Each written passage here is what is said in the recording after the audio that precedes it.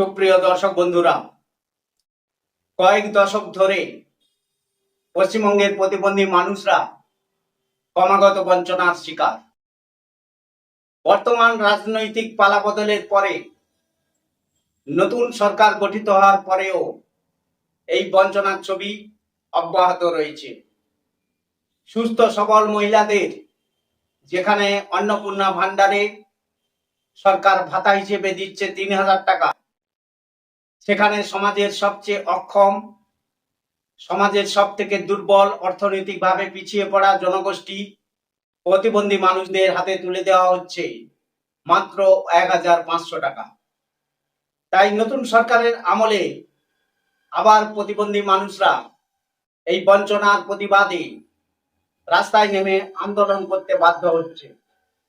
আজকের এই গুরুত্বপূর্ণ প্রতিবেদনে আপনাদের সামনে আমরা তুলে ধরব প্রতিবন্ধীদের দাবি দেওয়া আদায়ের জন্য কোন সংগঠন আগামী দিনে রাস্তায় নামতে চলেছে, তারা কি কি দাবি দেওয়াকে সামনে রেখে প্রতিবন্ধী মানুষদের এই আন্দোলনের ডাক দিয়েছে, কোথায় কবে এই আন্দোলনের ডাক দেওয়া হয়েছে, সবটাই বিস্তারিতভাবে আজকের এই গুরুত্বপূর্ণ প্রতিবেদনে আপনাদের সামনে তুলে ধরব। নমস্কার, আজকের এই প্রতিবেদনে আপনাদের সঙ্গে রয়েছি আমি শিবনাথ, আর আপনারা চোখ রেখেছেন সাগর বাংলা নিউজ চ্যানেলের পর্দায়। যারা এখনো আমাদের চ্যানেলটি দেখছেন অথচ সাবস্ক্রাইব করছেন না, তাদের কাছে অনুরোধ জানাবো সাগর বাংলা চ্যানেলটিকে সাবস্ক্রাইব করে আমাদের প্রতিবেদনগুলির সঙ্গে থাকুন। চলুন একটা ছোট্ট বিরতি নিয়ে ফিরে আসছি আজকের এই বিস্তারিত আলোচনায়।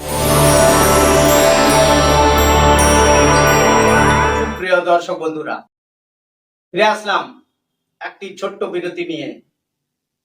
৩রা জুলাই শুক্রবার ২০২৬ দুপুর ১২টা, ধর্মতলা রাস্তায় আবার আন্দোলনে নামছে এই বাংলার হাজার হাজার প্রতিবন্ধী মানুষ।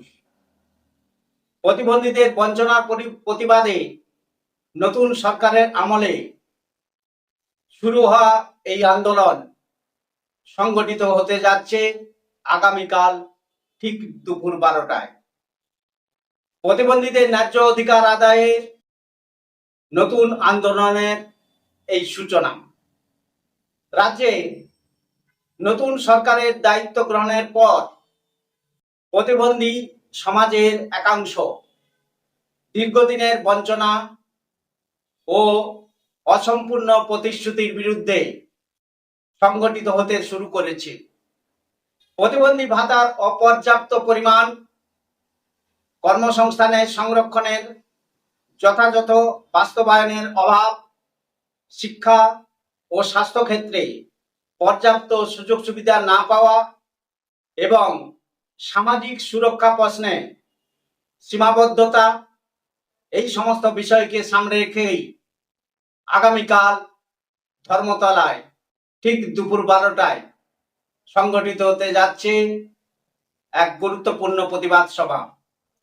প্রতিবন্ধী সংগঠনগুলির দাবি, বর্তমান আর্থিক পরিস্থিতিতে মাসিক ভাতার পরিমাণ, দৈনন্দিন জীবনযাপনের ব্যয় মেটানোর জন্য, ব্যক্তিগত চিকিৎসার জন্য, পুনর্বাসন, যাতায়াত ও সহায়ক উপকরণের অতিরিক্ত ব্যয় বহন করতে বাধ্য হচ্ছেন প্রতিবন্ধী মানুষরা। সেই কারণেই ভাতার পরিমাণ বৃদ্ধি, সরকারি চাকরিতে সংরক্ষিত পদ পূরণ করা, সহজলভ্য স্বাস্থ্যসেবা এবং স্বনির্ভরতার সুযোগ বৃদ্ধির দাবিতে রাজ্য জুড়ে আন্দোলন কিন্তু জোরদার হতে শুরু করেছে। সংগঠনগুলির পক্ষ থেকে জানানো হয়েছে, এই আন্দোলনে কোনো রাজনৈতিক উদ্দেশ্য নয়, বরং এটি একটি অধিকার ভিত্তিক সামাজিক আন্দোলন, যার লক্ষ্য সমাজের প্রান্তিক ও বিশেষ চাহিদা সম্পন্ন নাগরিকদের মর্যাদাপূর্ণ জীবন নিশ্চিত করা।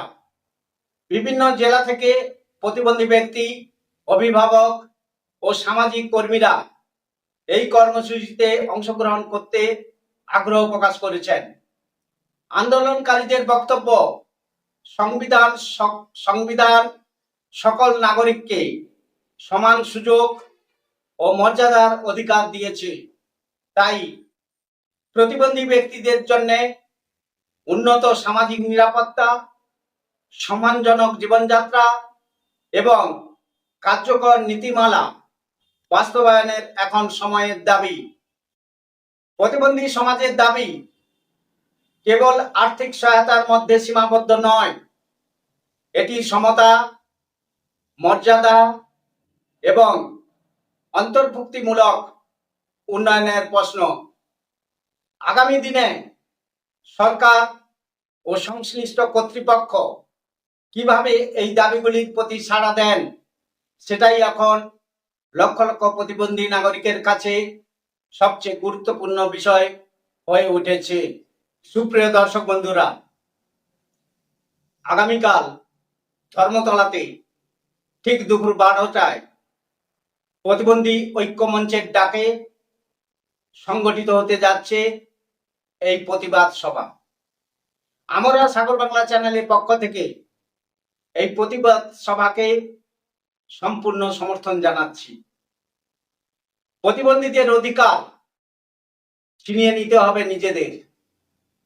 প্রতিবন্ধীদের অধিকার আগামী দিনে সরকার যেন পূরণ করে, সেই আশা রেখে আজকের এই প্রতিবেদনটি এখানেই শেষ করছি।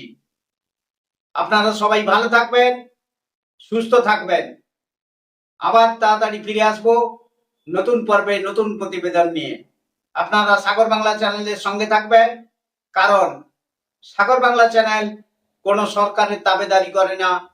সাগর বাংলা চ্যানেল সর্বদা প্রতিবন্ধী মানুষদের পাশে, প্রতিবন্ধী মানুষদের সাথে থেকে প্রতিবন্ধী মানুষদের উন্নয়নের কথা তুলে ধরে। নমস্কার।